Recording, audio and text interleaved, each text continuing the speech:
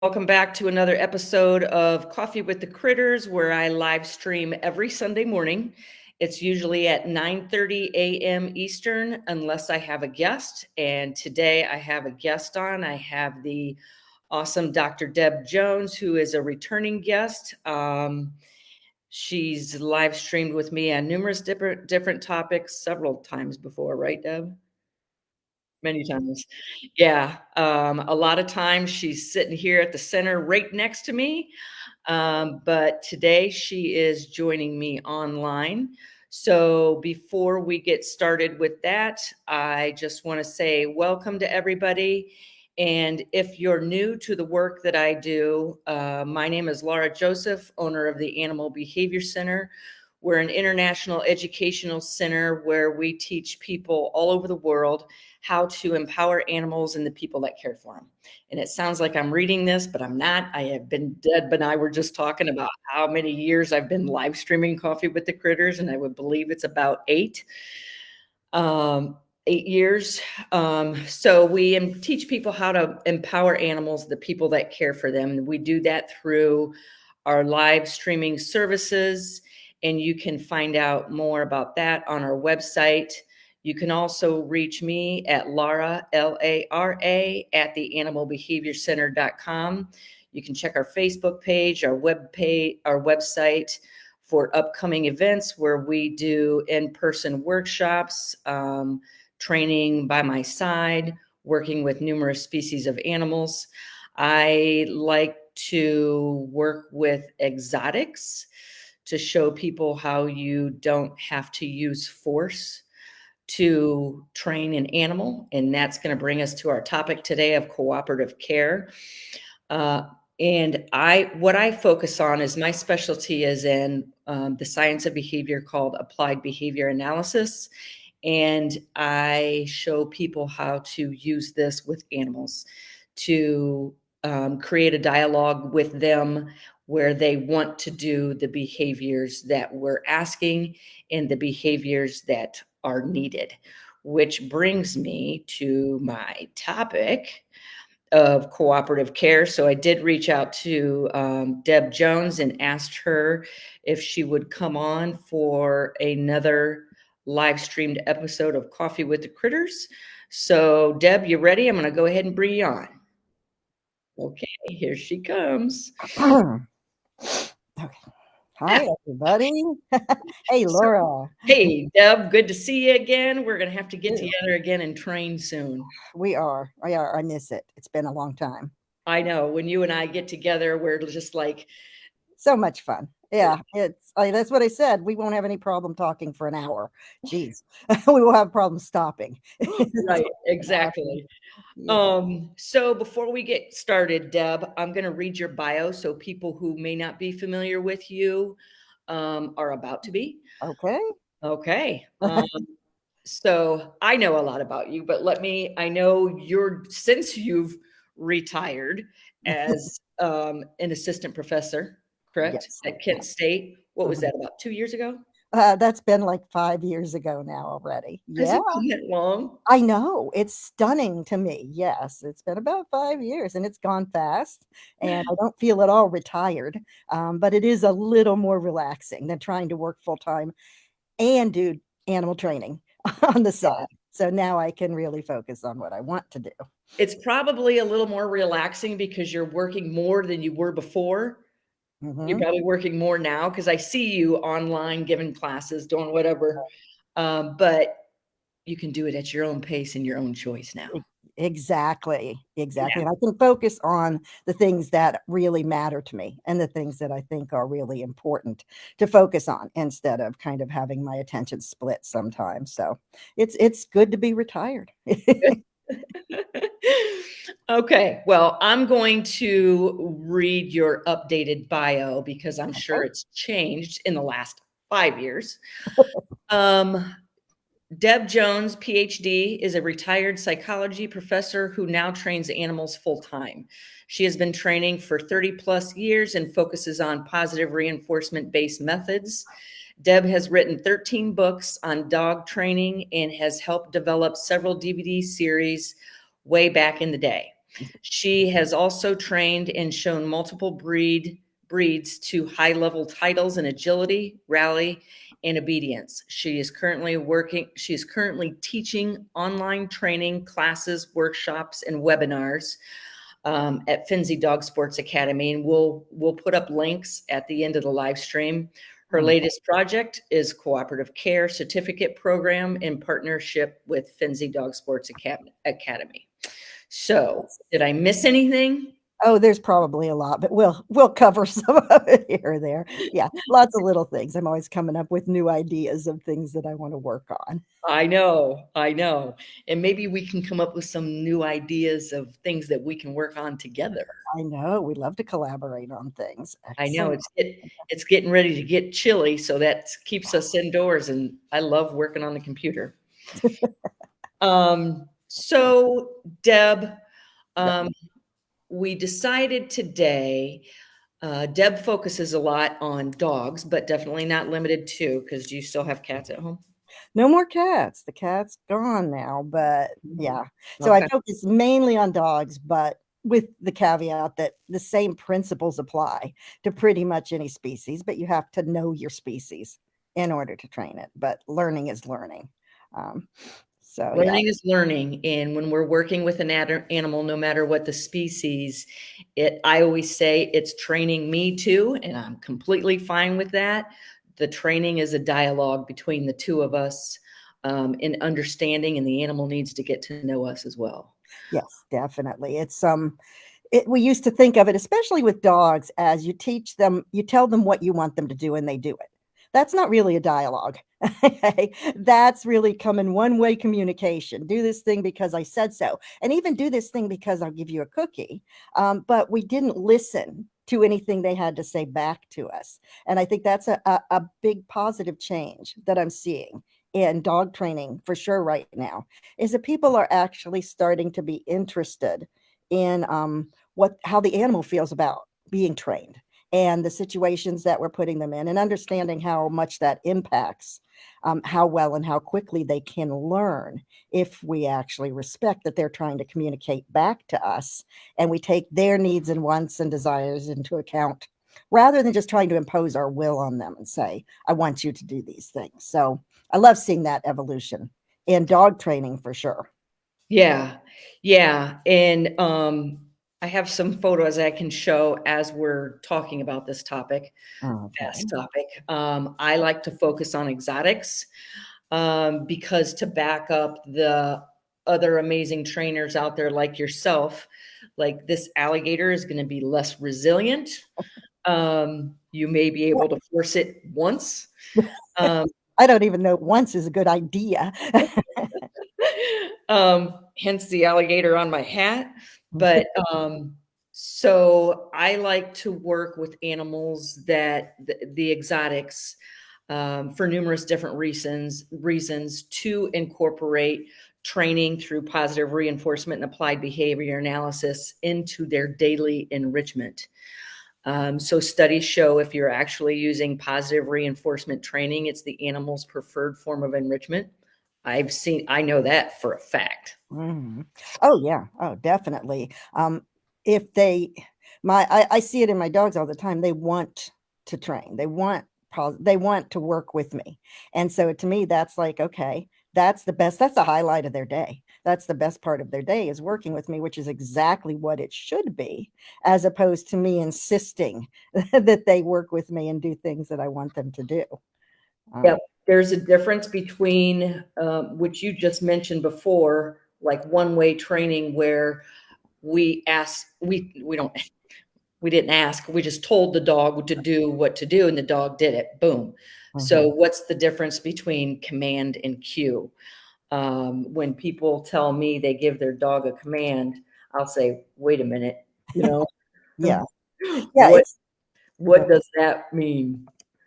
Yeah, the giving them a understanding that we want them to be a willing part of this training relationship, I think is really something important that, at least in the dog training world, people didn't think about a lot. It's like, we don't care how the dog feels or what the dog thinks, as long as they do what I told them to do. And now I see this evolution, and I think it's really clear in the cooperative care work I do, because we're trying to take feedback from the animal. We're trying to read what they're telling us, just as much as we are trying to teach them something. So the idea that we can get that communication flow going, and that we're listening to them. And when they say something is too scary or something is too difficult, we actually listen to that and react appropriately, rather than just pushing to get done whatever it is we want to do to them, or Right. we feel like we need to do to them in the moment, which almost always ruins the training relationship if we push too hard. And when we listen to them, it's kind of amazing how much they actually have to say. Yeah, and I decided to put up this photo as we're talking, because you're saying, as we listen to them, we listen to them if they can vocalize. We can understand their behavior through accurately reading their behavior, Yes. aka body language. But are we accurately reading it? This is a photo, because we're working on this in the Parrot Project now, teaching an animal restraint. Mhm. So, Deb, should I read, or do we both want to give a description of exactly what cooperative care is as we go into this? Yeah, that's probably a good idea if we actually describe what we're talking about. Like, I'll go ahead.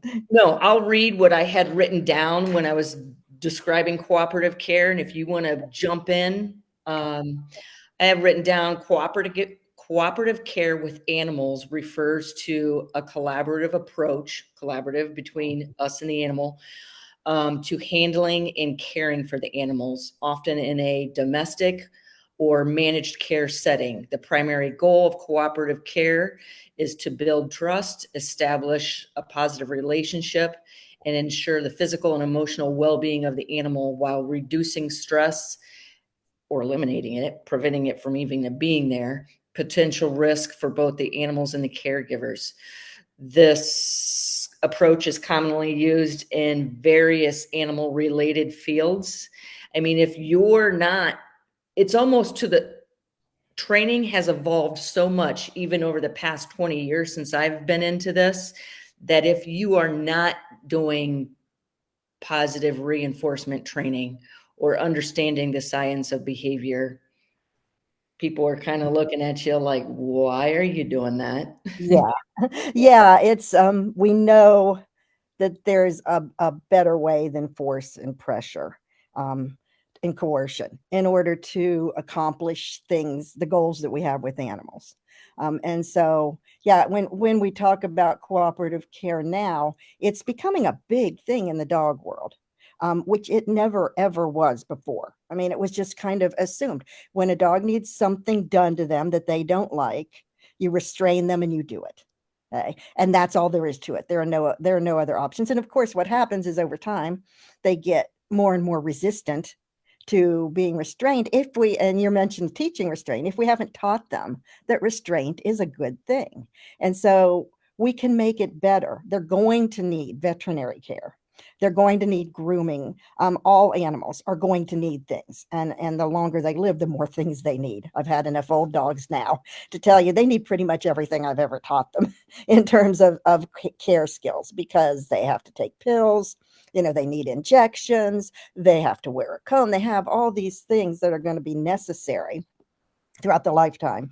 And I don't want those things to be unpleasant for them. I don't want those things to constantly be a fight between us. So the idea of cooperation, in that I'm going to take the time up front to show you that it can be in your best interest to participate in these things and to let me do these things to you. And in fact, most of the time, 99% of the time, it's not scary and it's not painful.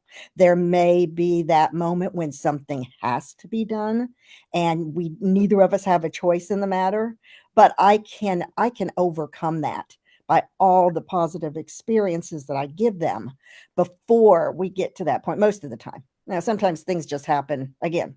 We have those cases where it's going to be not cooperative. It's going to be, this is done to you and it has to be done. But then I need to fix that. I need to go back and work on that even harder if that turns out to be the case. So for me, cooperative care is all about preparing them long before they might need any of these procedures, and not assume that it'll never happen or that they'll just be fine with it, because those things turn out not to be true at all. They're not fine with it. And we're starting to see it in the veterinary profession now too, that they're starting to understand that people don't want their animals to be traumatized in order to get medical care. And they're starting to come up with a lot of techniques, and get on board with the idea that there's a lot that can be done that is not quite so unpleasant for animals. The idea that we just have to get it done and we have to get it done as fast as possible, that's usually not absolutely necessary. There's usually time to work on it. Absolutely. You've brought up so many different good topics. And one was in the veterinary office. You can tell that they're used to animals coming in that aren't trained for this. Oh yeah. You know, I was like, Levi needs a nail trim or needs his ears checked out. And it's like they immediately go into force restraint mode. And I'm like, wait, this animal is trained for this. Please don't positively punish the training done to get the animal prepared for this. Right. What I'm showing with one of our wolves, Naomi, there, preparing it for, all I'm doing is preparing her for, I'm teaching her to line up perpendicular or parallel with the fencing to prepare for a veterinary exam. Yes. Yeah, and you can do that with the protected contact even. You don't have to. With dogs, we have it a lot easier because typically we can be in direct contact. Now, we do have some more extreme cases where that's dangerous, but in general, we've got a little more leeway when we're working with domestic animals than you do when you're working with animals that can hurt you pretty badly pretty quickly. Yeah. You made another, you talked a little bit ago about if you have to use Oh, yeah. force. Mhm. So, and I will do the same thing. I mean, you and I are both on the same page with almost pretty, I Like think, 1,000%. Yeah, yeah. definitely. Yeah. But it's so important to get this animal prepared and trained for what you know has to happen, because if it's not trained for it, you're going to have to likely force it to do it. But there are those instances where we're like, whoops, this happened before I can train it.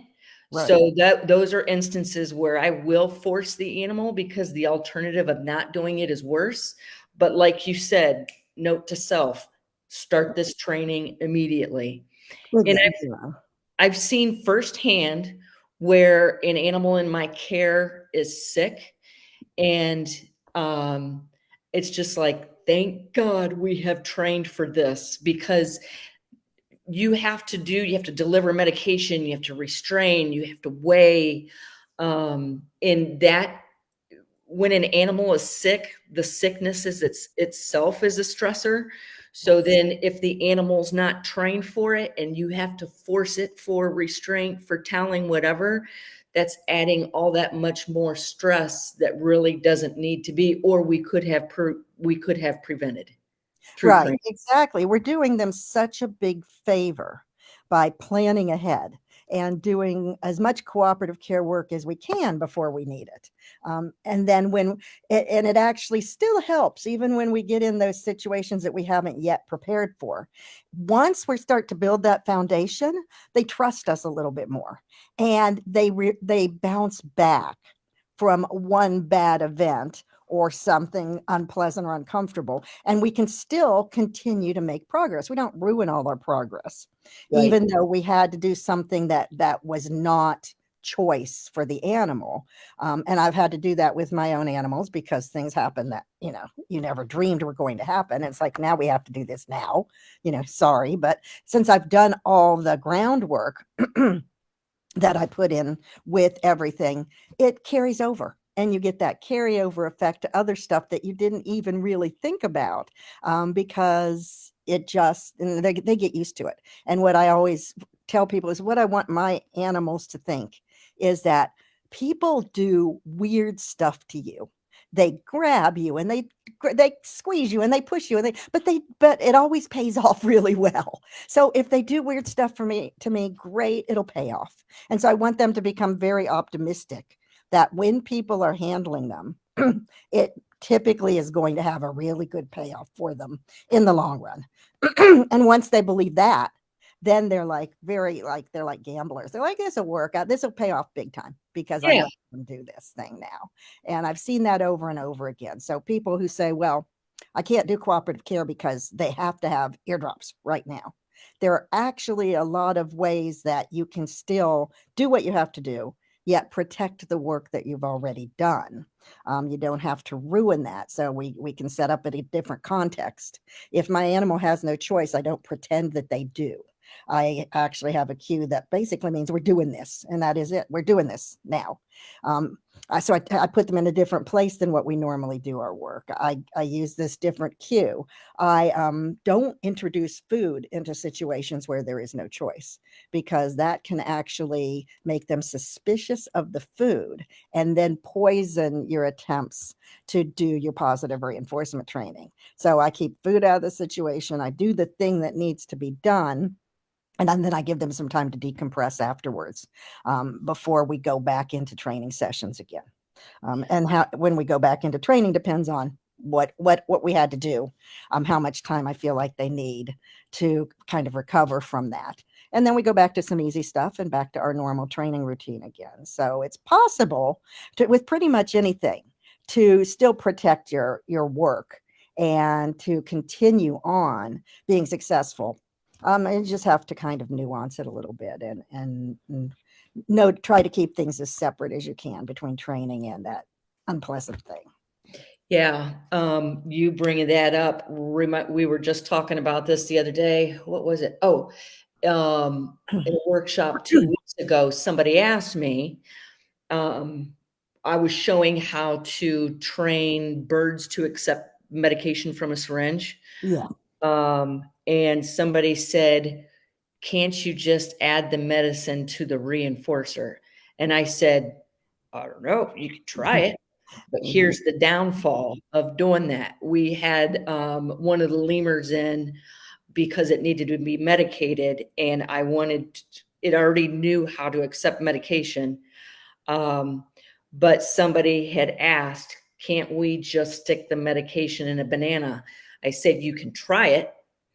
But the downfall, and they were like, but this lemur really loves bananas. I said, the downfall is without training the contingency that if medication, then banana, you're going to put the aversive into the positive reinforcer, and you can actually positively punish the animal taking the banana, and then you've got nothing.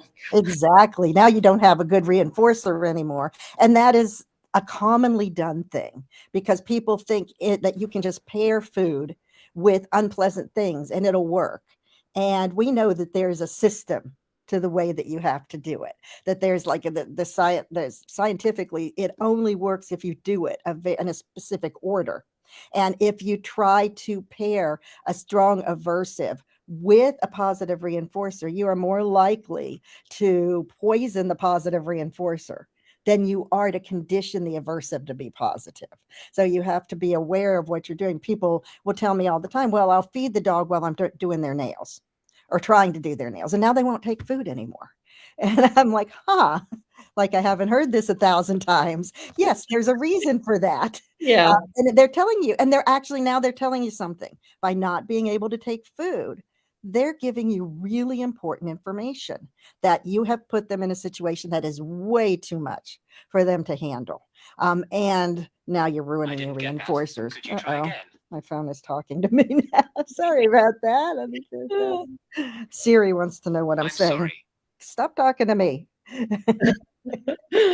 And one thing you saying that reminded me of a video that was going around on social media I don't know, let's just say 5 years ago, where people were putting the saran wrap around their head and I then hate putting the peanut butter on it. I saw people. that and I was like, oh, People have sent me that video over and over again. And every time somebody puts it in my Cooperative Care Facebook group, I explain why this is such a horrendous idea.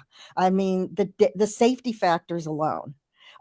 People don't think with dogs about the safety. And you want to encourage your dog to be right in your face while you're doing something that is potentially painful and uncomfortable to them. What do you think the possible outcomes are of this? They're not good. There's nothing no. good. And now you're going to have a much bigger problem. It's just a stupid, stupid thing. And And you're going to have a much bigger problem, and the one that's going to pay for it is the dog. right, right. You might get the bite, but the dog is certainly going to be the one that suffers more The with all dog's this going to said and suffer done. from your stupid Yeah. Well, stupidity. and this was recently shared from a vet clinic. And I just can't even imagine the thought process that this is a good idea.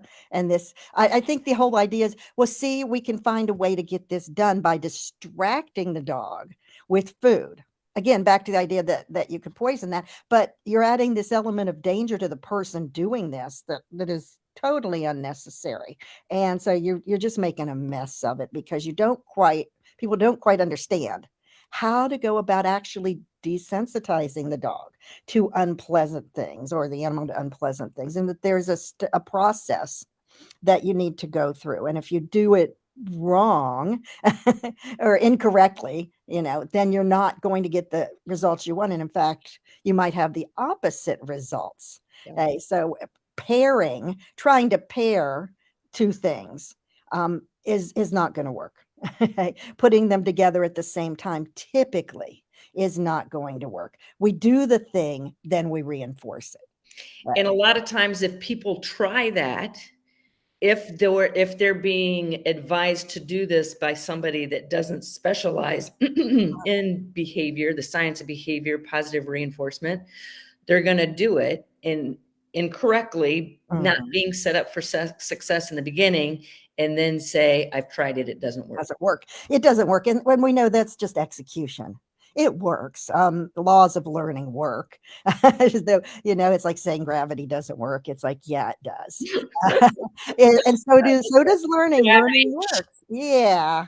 It's like this does work. These are universal laws, but you have to know how to apply them properly for the particular subject that you're working with, whatever species it might be, or whatever individual in a species it might be. So there's ways we have to tweak things, but then there are some things that just are. And this whole idea that that food will override anything is not true. Not true at all. And in fact, it can cause more problems than it fixes. I use food all the time, but I use it very thoughtfully. And I use it to not only to teach my animals what I want them to do, but a lot of time in cooperative care, I want them to do absolutely nothing but hold still. That's like the biggest thing that we want in cooperative care. When I asked my vet 10 years ago, if there was one thing you could get dogs to do when they come in to visit you, what would it be? I was kind of surprised when she said, hold still. But it makes a lot of sense. If you're willing to hold still and let me do things to you, if you're willing to hold still and be relaxed and calm and let me do things to you, then everything's going to be easier. And so to me, that became one of the foundations of what I want to do, is I want to teach animals that you can hold still and I will actually pay you just for that. Because this is really like a foreign concept to a lot of dogs and a lot of dog trainers. Dog training with positive reinforcement has become very active, and a lot of focus is on the dog offering behaviors. And in cooperative care, I want just the opposite. I don't want you to offer me anything except being still and waiting for me to do whatever weird thing I'm going to do to you. So it's a shift that is a little confusing for some trainers and for some dogs, because you remember Zen, my dog Zen. He was not a still dog. He was let me do this, how about this, what if I try that, oh, you want me to do that? And he could do 50 things while I'm still thinking about what I wanted. And teaching him to be still was a real challenge. But he needed it. He had, towards the end of his life, he had a heart condition where he needed lots of treatment. And luckily, he could go in and get his echocardiogram. Just they tell him what to do and he'd do it, and they were like amazed. In fact, he would jump up on the table by himself so that he could do the thing. But teaching him to then just hold still while they do something to you was probably the most valuable thing I ever taught him. And I think it's important for us to think about that. And I use food to really cement that concept that being still pays off. Yep. Just holding still. Well, the reason I pulled up this photo when you were talking about being still is teaching a parrot for voluntary nail trim, because a lot of times, because while you're sitting there saying, how do we need to teach an animal to be still, I guarantee you at least one person watching that is like, what is that? What do you mean? How do you do it? How do you describe it? How do you break that down into observable, measurable terms? When I am training a parrot for a voluntary nail trim, when I'm starting to train, I don't even start with the Dremel. It's not even in the equation. I got to teach a foot target. I'll teach a head target to teach the animal, this is where I want your head while I'm working down here on your feet in front of you. So and people will tend to ask for too much behavior and not breaking it down and assuming that the animal knows what you're wanting it to do. But when I'm training an animal or a parrot for a nail trim, what does that look like? It looks like head up here, foot out in front here. And a lot of times what they'll do when you first bring the Dremel out is they will reach like this. So how are you going to trim their nails? You train them to be still. And that's not an easy task. It is it's harder than people think. It's harder to be still for most animals than it is to move. Especially if we're doing something or moving something around or touching them in some way, or then starting to approach them with a tool. It's a very hard thing for them to learn that being still is the thing that pays off. But it's possible. It's definitely possible. In dogs, we work a lot on different positions that we want them to be in. You talk about targeting, and targeting is definitely a way to get an animal to be still and hold, whatever that target is. We use a chin rest where you hold your chin in the palm of my hand. And just once we get that, it's like the rest of the body follows with stillness. If I can get the head still, the rest of the animal also becomes still. And that gives us a great tool to use for different procedures, like, eye drops and ear drops and checking the teeth and doing all those things. Because once I get your head still, and we end up usually with a pillow in my lap and the dog's head on the pillow, teaching them that that's their target and to hold that kind of a chin rest. We also work on different positions, like lie on your side with your head down. Or just standing. Standing is like the hardest one because there's too many options when you're just standing. If you're laying down with your head down, it's pretty clear that you're being still. And a couple of our dogs now, if they want something from us, they'll walk in front of us and plop down on their side with their head down, like, hey. And then they'll look up and put the head back down. It's like it's become a way for them to ask for things. And the chin rest is also, it's like their way of starting a communication now. They're going, hey, when we do this, usually you do something for me. So we're starting to give them a means to go, okay, I do this. It means I'm okay with what you're doing. And if they can't do it, if they can't hold the chin rest, if they can't lie on their side, that tells me I'm too uncomfortable with what you're doing. And so that tells me, go back, break it down a little further into those parts that you're talking about, make it easier, help them be more successful. I want all my training based on success. I want to go from success to success. So I need to make it easy enough that that's possible. If my dog is not successful at what I'm trying to get them to do, in 2 repetitions, I know that I need to change my approach because it's not going to get better if I keep pushing harder. We never learn when we're over our heads. And that's what they're telling us. If they're not getting it, if they're not capable of it, stop doing it. Go back a few steps. So if I reach out to touch my dog and they move away, okay, they can't do that.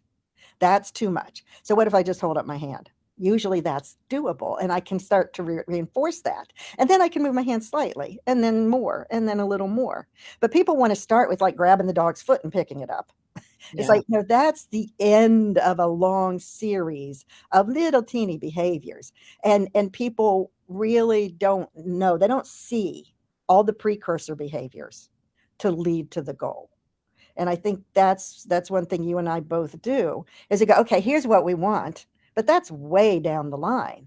Where can I get my foot in the door to start training that and to start moving towards that? And what I start with doesn't look anything like what I'm going to end with. Yeah. But I need that. And I need to be happy to go back to that if we run into roadblocks and pitfalls. So where you start doesn't look anything like where it's going to end, but I understand completely what you're saying. And what we're doing along the way is teaching that animal information that's going to set them up for the success that they're going Right. to understand completely at the end of that very long training sentence. Exactly. And sometimes, and people, I should say, sometimes it takes a long time, sometimes it doesn't. If you do your breakdowns well, it can go pretty darn fast. But fast is never my goal with training because fast leads to too many mistakes, leads to taking shortcuts and pushing too hard. And my goal is always, okay, reading that again, paying attention to their body language, the small things that tell me that what I'm doing is okay with them or what I'm doing is too much. Even like leaning back slightly, you know, stiffness in the muscles, which you really have to know an animal to know that and to be able to see that. I mean, the big obvious thing is they leave, and I always give them the option to leave. That's clear to me. If my training is so bad that you need to leave, I need to really have a talk with myself before we come back and try this again. But it's obvious. It's clear. And I'm like, I give them cookies for that. If you leave, I'm going to give you cookies because you're telling me, you're communicating with me in the way that you can, that this is too much. So I want to respect that and let you know that's fine. That's fine that you leave. When you come back, I will check myself and make sure that you can be successful. That's my job.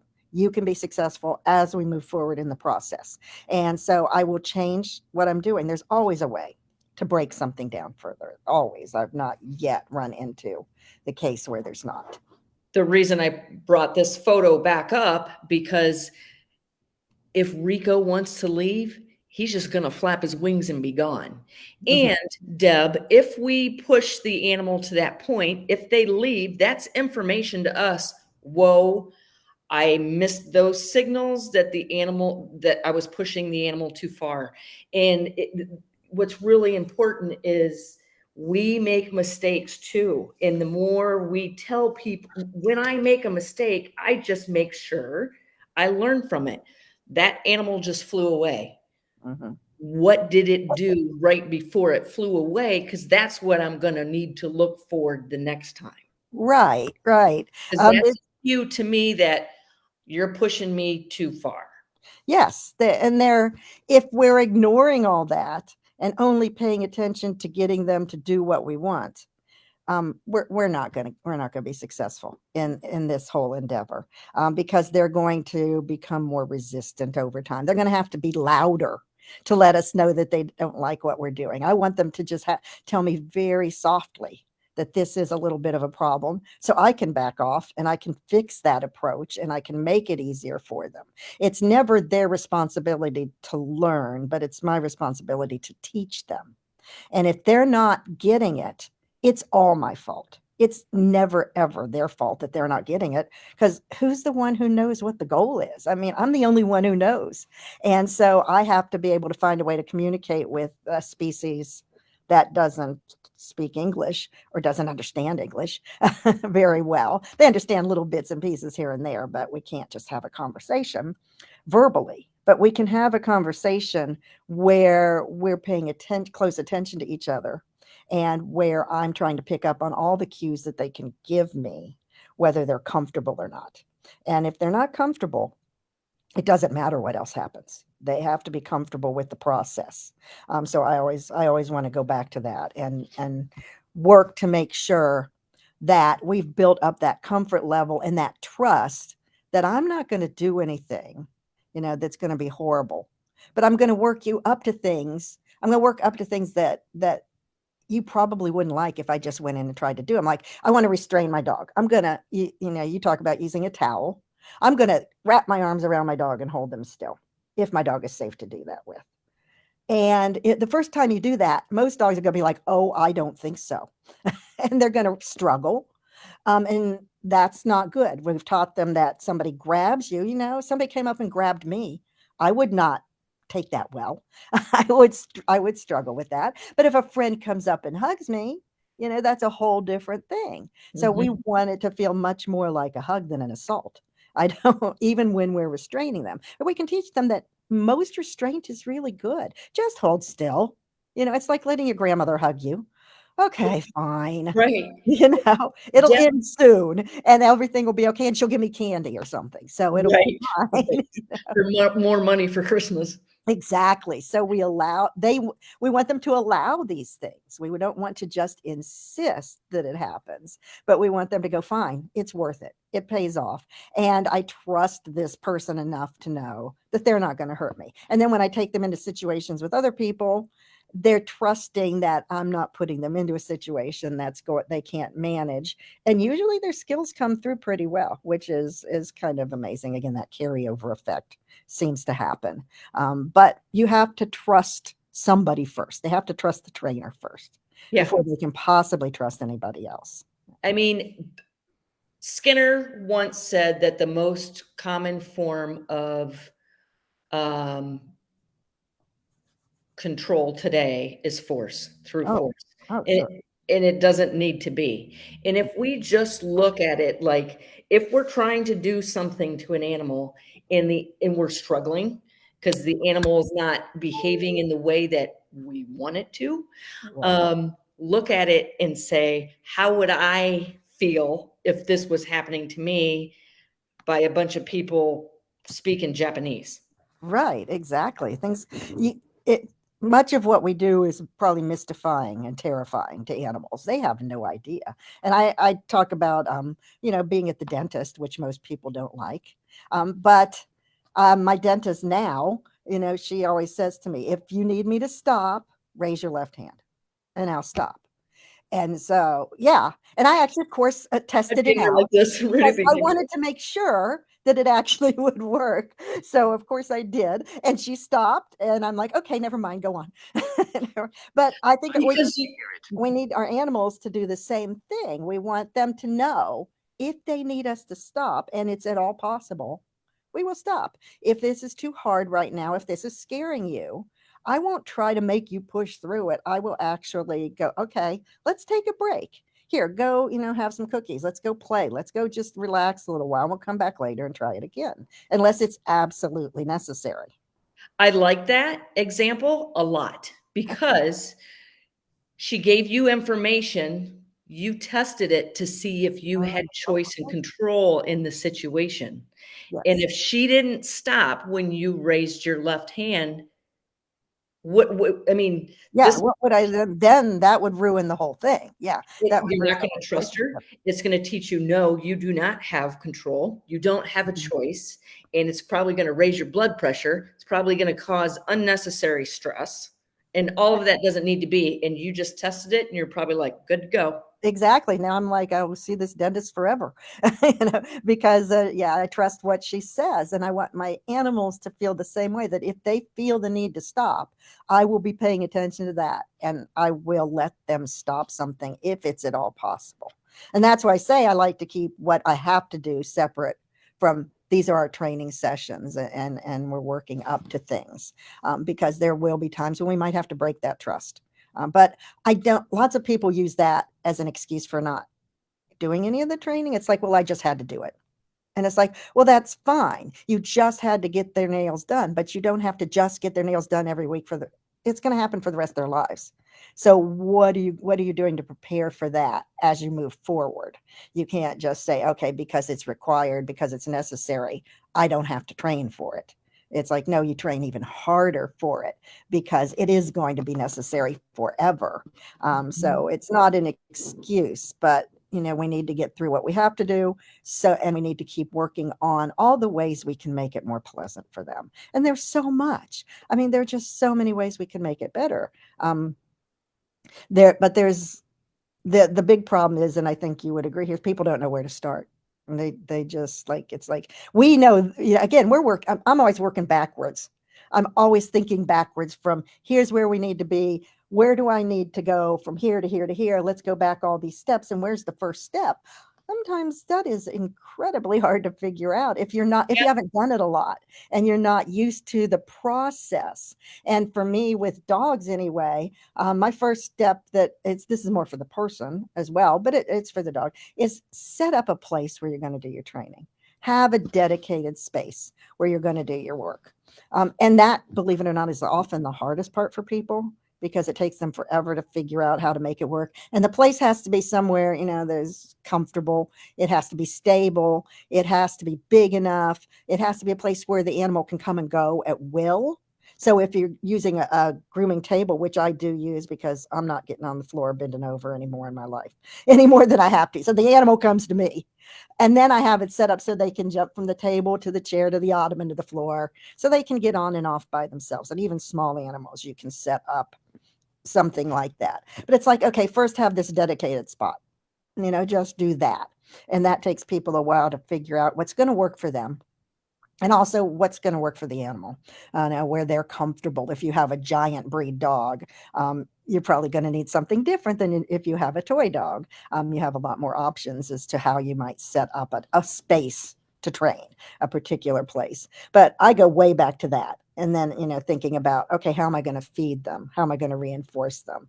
And how am I going to actually physically provide the reinforcer? So we go through a whole process of it comes to you because I want you to be still. And so if I want you to be still, I'm going to feed you. I'm going to bring the food to you. When I release them or they need a break, then I'll throw the food so they can chase it. And then they can come back and I feed you, which encourages the stillness that I want, but I don't just insist on stillness. I know they need to move as well. So I'm thinking back to all those steps before I even get to the point where we touch a dog at all or put a hand on an animal at all. I'm thinking, way back to what reinforcers we have, how are we going to provide them? I teach them that, we're going to have what I call a Zen bowl, which is a bowl with food in it that I actually keep out, and they can focus on that bowl. And then I take the food and reinforce out of it. But I have to teach them, first of all, that you don't just take the food out of the bowl yourself. There's this process of me teaching them that if you wait, it will come to you. And if you try to go to it, it'll go away. We play these little Zen games to teach them that. And that becomes very valuable in giving them a focal point while I'm working on them and working with them. And all that comes, before I start like actually getting the point where we're touching them. So when somebody comes to me and says, I need to do my dog's nails, which is the absolute number one thing that people need to do or want to do, it's like, okay, where are you going to be doing their nails? What's the place that you want to use? What's the reinforcer? What food are you going to use? How are you going to give it to them? Let's get all that in order. Now, okay, can you touch your dog? And people will be like, yeah, I pet my dog all the time. And petting and handling are two very different things, and your dog knows. The dog knows when you're petting them, and they're very aware of when this is like serious business and you're about to do something to them. They are quite clear on the difference between those things. So just because you can pet them and they enjoy it, which I hope they do because they should, that doesn't mean that you can grab their foot and start cutting their nails. So we have to go again back through, can I touch all the different body parts? Can I hold them, squeeze them, restrain them? I like to get all that in as soon as I can before I think much about adding the tools. and going to the Dremel. I use a Dremel all the time now, but clippers, files, whatever people are going to use for nails, we have to introduce the tools, get them comfortable with that. So it's not going to happen in a day or a week or a month. Even it's going to be it's a lifelong process. It's never done. I'm always maintaining it or trying to strengthen something. So it's not like you can ever say I'm finished and stop working on it. Yep. And here is probably, I don't want to say one of the most important things. Mhm. It's something that had a big impact on me when I heard it, and I spout it out all the time. If I am training a wolf's nails, which is what I'm thinking about, I'm preparing Love the that wolf picture. That's a to great picture. when they jump on the side of the fence, Mhm. I just tell the other trainers, I'd rather don't touch them, because attention is a reinforcer. Oh, sure. Touching is a reinforcer for them.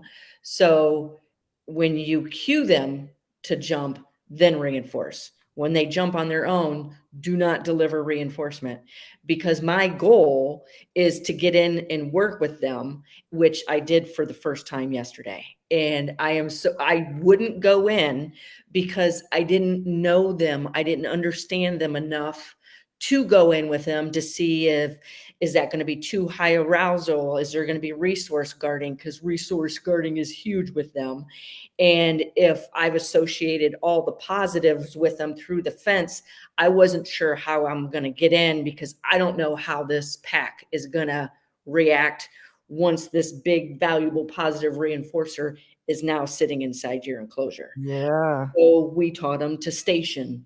But I was going somewhere else with that. But anyway, I ended up getting in with them for the first time yesterday, and it was beautiful, smooth chocolate silk Oh, flowing down a river. that sounds amazing. It's like when that happens, people don't know how that feels unless you've been in that situation where you put in all the groundwork and it actually turns out just like you hoped it would. That's an amazing event. Yeah, when that happens. And I never take that for granted. Yeah. Yeah. So because I was worried, because they have a history of jumping on the fence when Hmm. keepers come up, and I'm like, don't ever deliver a Yes. reinforcer for that. Yeah. Um, but I wanted to show this as well, because you were talking about I always start in the back. That's going to come later. So with this particular, there's a lot that I had to do to get to this point. Hmm.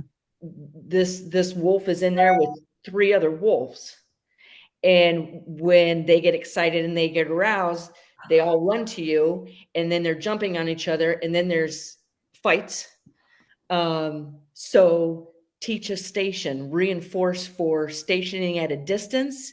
And what I'm actually preparing her for is rectal temperature taking. Fun. So, but It's doable. Yeah. Yeah. there's a series of behaviors I have had to teach, Hmm. because if I'm using in the beginning with her, I found a second very highly valuable reinforcer, but I want her to stay parallel with the fence so I can take her temperature. Hmm. Um, I touched her tail and then went poof down like that, and I was like, all right, we'll Hmm. work on some other things first. But say I'm using food as a reinforcer here, and I did struggle with this in the very beginning. I was like, because once I said the word good, look where her head is. Yeah. When I said the word good, boom, it Hmm. turned around. And if her head turned around, her whole body is now out of position. Yes. So I'm moving too far, go back up to the shoulders, target Mhm. her nose where I want her, and then I delivered the food where I want her mouth to stay, which is Yes. that direction. Yes, exactly. And that's why I don't think it'd work in your exact situation, but with the Zen bowl with dogs, it works so well because they are focused on the bowl in front of them. And so I can move around behind them and do, around the body and do different things. And they're still looking at the food because food. But they're not taking it because I've taught them that you wait until I mark. Then I go get the food, give it to you. Then I go back and do the thing.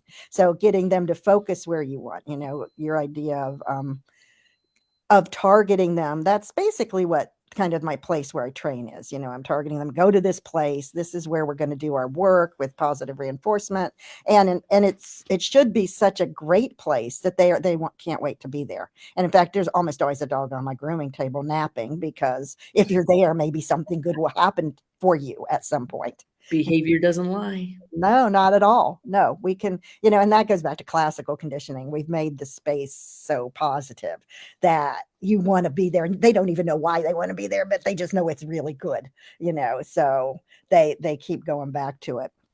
So I think that's, you have different challenges in working with multiple animals, and in working with animals that you're being in direct contact with them. You have to be so much more thoughtful and so much more careful than I do with my dogs around my house. So your job is definitely more challenging, but also more interesting because you have to come up with new ways of doing things. You have to be able to get creative.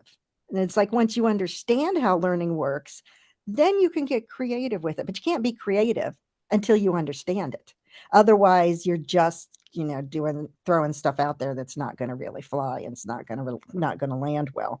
But that's interesting. I spent, many years expressing Star's anal glands, talking about rectal temperatures. So I'm very familiar with having to work at the back end of the dog. I wish my watch would quit talking to me. That would be nice. He keeps thinking I'm talking to it. So yeah, working at the back end of an animal has its own set of challenges for sure, but it's a fun thing to do. It's a really interesting thing to do. I know we're coming up on an hour, Deb, and it doesn't even seem like we've been talking for half an hour. I know. Every time we get together, we have this happen. That I we know. Yeah, we could go on all day. Um, I do want to show this because it was so reinforcing to me to see what happens with training is when you think you may lose an animal. And that you can't tell me, if you're using positive reinforcement and applied behavior analysis, that you don't care for that animal in front of you. Because even if you think, I have no history with this animal, I'm not even thinking about emotions or caring or trying to build a relationship. All I need is this animal to do this, so I don't have to force it to do it.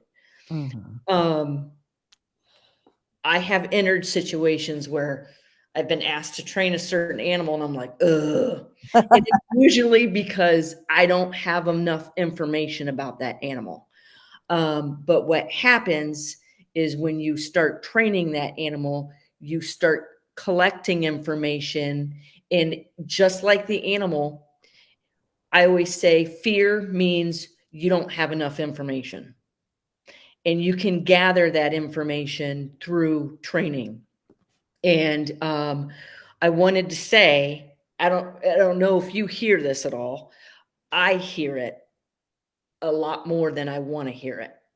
And it's when I'm training a bird or an alligator, and somebody says, why would you need to train a bird or an alligator? And I just look at them like they have 5 heads. And so I'm like, well, I guess if I didn't train these animals, I might say, what would you train a bird or an alligator? But we talked about, Elvis and Priscilla. And Priscilla got in an accident where we were wondering if she was going to keep her leg or not. We found out that she did not have any broken bones. And the vet that saw her, I was just like, I love you. He just turned and said, this animal's leg is not broken. Have Laura do physical therapy through training. And that's exactly what I started doing. So this leg was very lame, and she would walk with just 3 legs, and this one would drag. So When you ask me, what can you train? Why would you need to train an alligator? I'm going to say, well, if it's in managed care, why wouldn't you? So through a simple nose target, I taught her, you can see she's starting to use that front left leg, but it's not fully extended yet. And through a summer of training, she's walking like you would have no idea there was anything wrong with her leg. And if you ask me why I train animals, that's exactly. Yeah, that's really amazing. We never know what we're going to need, what they're going to need from us, and we can make things so much better for them if we put in that groundwork, if we put in that effort. If you did you ever think someday you'd say, "Yeah, I was doing physical therapy with an alligator." Sure. It's like that's perfectly normal. People do that kind of stuff all the time. I know. And I never really, I mean, to me, I'm just like, yeah, train an alligator, physical Yeah. therapy. But when you're outside of Mhm. your group of talking, people are like, said nobody ever in my life. Right, exactly, exactly. It's a foreign concept, I think, still. The one last thing I would say is something that comes up for me more often than I would want is we're gonna have, our pets, that age and eventually die. We're going to have I've had to euthanize many animals over the years, for physical and mental reasons, and if you've done cooperative care work, that last interaction that they have, especially if you have to go to the vet, it's so much better if they're comfortable with all the procedures and you've done your work so that it's not a terrible thing going to the vet. It's not a terrible thing getting a shot. They're used to people doing, different kinds of things to them already. You can make that last thing you do to them so much better for them. And to me, it's like that might be worth a whole lifetime worth of training, just for Um, that Hang on, Deb, you cut out. Are you there? they're not, and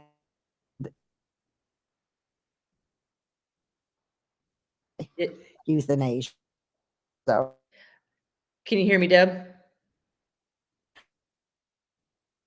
Um, am I having the issues? last thing for me is being able to give fullness at the end. I can hear you, but I don't know if this is on my end or your end. fading in and out. Okay. Um, I'm not sure because you're kind of. I hear myself, so I can't tell, but I can hear you now. But okay. yeah, it keeps breaking up. So maybe it's telling us we should be done. That it's time to end. Um, I guess the internet gods are telling us that we've talked long enough. if for some reason everybody's saying they can hear me just fine, but it's your end, Deb. So if for some reason you cut out Okay. before we end, I want to post the links of how people can get in touch with you. Okay. Okay. Okay. So, but with It's that being, me. yeah. Apparently everybody agrees it's me. Yeah. Um, Oops. do you want to tell people how they can get in touch with you? How they can follow your work? Okay. Hopefully they can hear me. Um, Hear you. I I have a website, K9, letter K number 9, infocus.com. Thank you very much. And so there's where you can kind of see an overview of what I've got going on. If you're on Facebook, which I kind of guess you are, if you're watching, I have a group called Cooperative Care with Deb Jones that everybody is You very didn't free give to me that link. join. Please. Huh? Oh, I didn't? No. Well, search. You can search it. It's easy. It comes up for people real easily. So we have a big group that does lots of support, lots of advice, lots of problem solving. That's one to look for. I've got back at the website, if you look under books and DVDs, I've got some ebooks out. One of them is free. Yeah, that's it. One of them is free. It's called First Things First, and it's like the initial steps before you want to do cooperative care. Where do you start? That's a free ebook. There's another ebook that is the newest one on doing your dog's nails, which is huge, and it's 80 some plus pages on all the steps that I know to get your dog's nails done. And then the book that has been out for a while, Cooperative Care, 7 Steps to Stress-Free Husbandry, leads people through all those initial phases to get to doing the procedures that you want to do with your dog. So I'd say you can find me there. I teach at Fenzi Dog Sports Academy online. So you can check there and look me up there. I'm not teaching anything again until I'm doing a webinar in January and a class in February. So taking a little end of the year break here and starting fresh at the beginning of the year again, but you can check out the offerings there. Most of what I do now is based in some sort of cooperative care, kind of stuff. That seems to have become my focus lately, but that could change at any moment. Well, good. It sounds like you have a lot going on. Always. Yeah, not surprising at all. So I want to say thank you for coming on, Deb. I appreciate you. It's good seeing you. I love talking to you. It's good seeing you, yes. Even though it's on the computer. If I'm ever down your way, I will shoot you a message. When you're up this way, yell at me, let me know. Excellent. We definitely need to get together again. It's been way too long. Time just keeps getting away from us. It flies. But thank you for asking me to, You're welcome. So thanks everybody for here. Yeah, I was going to say, for anybody that wants to look at the work that I do, feel free to take a look at our website, theanimalbehaviorcenter.com. We're already scheduling our workshops for next year. Some of them are already up. We haven't announced them yet, that they're there, but they are. You can also train by my side for a day, 2, 3 for a day with the trainer. I also have our online learning platforms, memberships, the foundations of animal training behavior and advanced applied animal training and behavior. We also have species specific, such as parrots. We have our webinars online. I will be having another webinar yet this winter. It's one of the reasons why I love winter, is I have downtime and time to work on the webinars. One last thing, our nonprofit, the Sam I Can Foundation, next Saturday. This is not an open invitation. What it is for, this is our nonprofit organization, the Sam I Can Foundation. We're having an open interview process. So for people who are local and would like to volunteer helping enrich the lives of some of the animals that come in through the Sam I Can Foundation and more, feel free. Do not just show up. You have to email me first and get registered for it, and we will get in touch with you, and you can do that by Laura at Sam I Can Foundation. So with that, I want to say thank you for everybody, especially Deb. Happy to be here. Always happy to talk to you anytime. Okay. Let me know if there's ever anything I can do for you, Deb. Oh, you bet. I won't forget that. Okay. Thanks, Laura. All right. Thanks, Deb. See you, everybody. Bye, everybody. Thanks for being here.